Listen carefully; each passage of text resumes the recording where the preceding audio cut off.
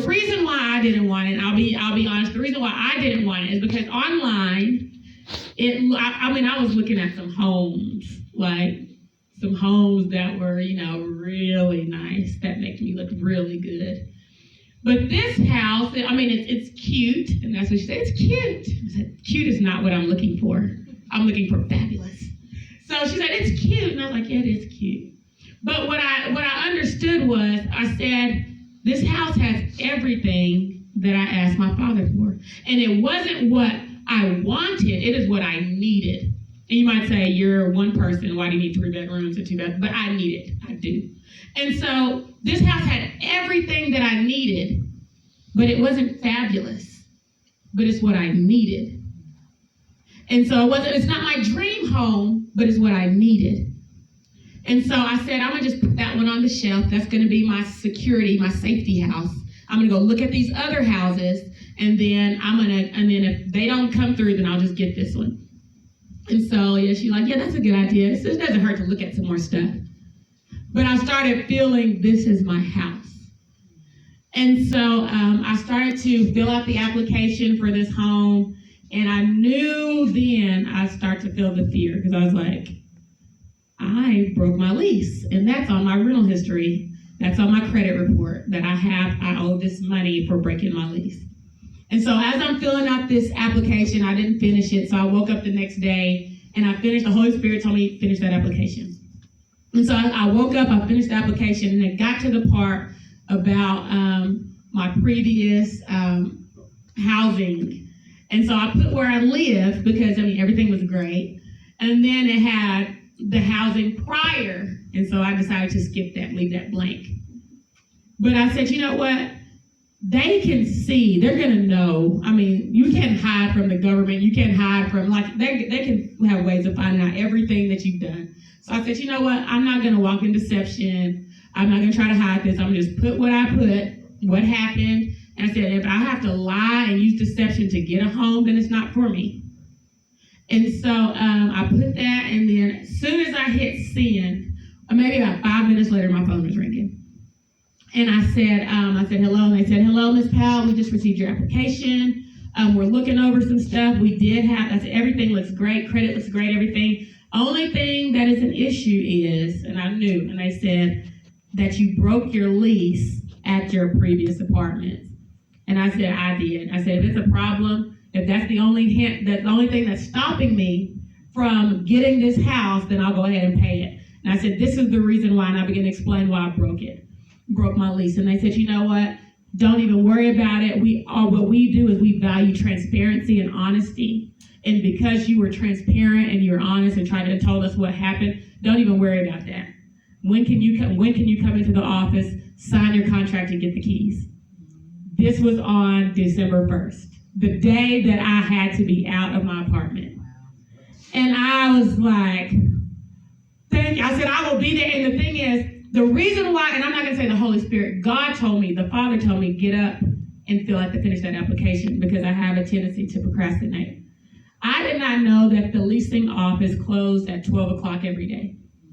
And so had I not finished it, then I would not have had my place to stay until Monday. I had to be out by the 1st. And so all of these different things that happened, God knew. And so God said, do this, do this, do this. I asked him as a child, as his daughter, and he said, okay, I already have something for you, but you have to obey. You have to do this. You can't be dishonest. You can't use deception or manipulation. And so I did all that, and I came in, and they gave me the keys. Everything was great. And so I began to have all my boys from school, my spiritual sons. They were so excited. They jumped in. They were leaving school, and they helped me. And they, came over and emptied my apartment out. Moved everything. And everything. I didn't have to do anything. Simply because, and I said that. And I was telling my cousin. I said, I was just talking noise Sunday about being homeless, and look at me now, I'm homeless. And so I was saying this, but then God, he said, okay, I want to see if you're going to trust me like a father. Like, yeah, you trust your dad. You said, Daddy can do anything. Daddy can always come through, but Daddy can't do this. And so I was put in a position where God said, I need you to trust me as your father. There is nothing you can do to make this happen.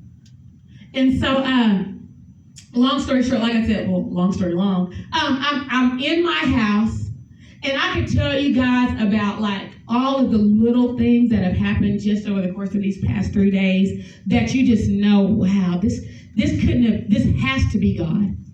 But thinking about the Father, I was talking to, so whenever I walked in there, they didn't, because, it was a home, it didn't have a refrigerator, it didn't have a stove. And so I was just like, okay, well, there's no fridge, there's no stove, I have to buy a fridge, I have to buy a stove. And I was on the phone with my mom, and then I was saying, I'm fixing to go to Home Depot, look for a fridge and a stove. And my daddy was in the background, he got on the phone and he said, baby, you need to tell him if you can see the defective stoves. And I said, the damaged ones. And I said, what? I said, I don't want a damaged stove. I said, no, who does that? He said, well, Daddy was just telling you, if you get his mom was like, no, princess, go and get. And I said, no, I'm not going to get a damaged stove. And so I'm walking into Home Depot, and I'm looking at, and I see my refrigerator. I said, that's the refrigerator I want, that looks perfect. And then I'm walking, and I see this stove, and this stove has a sticker on it. It says, take me home today. And I was like, and it was, the original price was crossed out, and it had a sticker on there.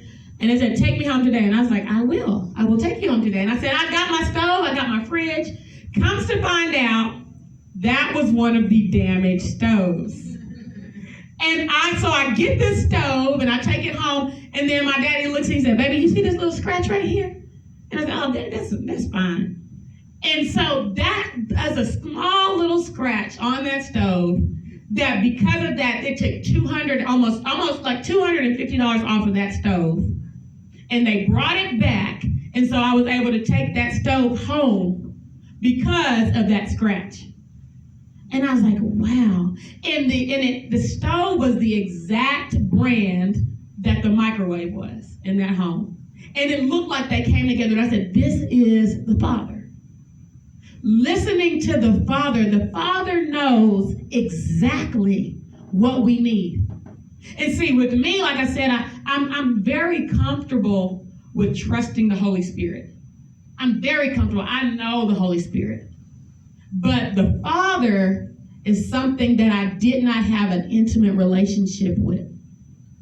And so God is saying now, in order for you to become a wife, you have to be one with the Word. And so that's where God is taking me to say, okay, you need to begin to value the Word. Begin to immerse yourself in the Word. Begin to submit yourself to the Word. Because see, what I would do, like I said, this Holy Spirit, the Spirit would tell me to do things, and they might seem off the wall to everybody else. And I just do it. Because I was very confident that the Spirit would lead me, that the Spirit was making the right decisions. But whenever it was the Word, it was like, I don't know about that. And even like growing up, like I said, because I had such a close relationship with my mother, that's how it was. Daddy would say something, I'm like, okay, Daddy. Mom would say something, yes, that is God. And God said, any woman, you cannot be a wife if you do not know how to submit to the Word. A woman that cannot submit to the Word cannot submit to her husband. And a woman that cannot submit to her husband cannot please her husband. And so, see, we as single women, we desire to be married, desire to be wives, but we don't know how to submit to a husband. And so God is holding back our husbands because the picture of the marriage is supposed to be a picture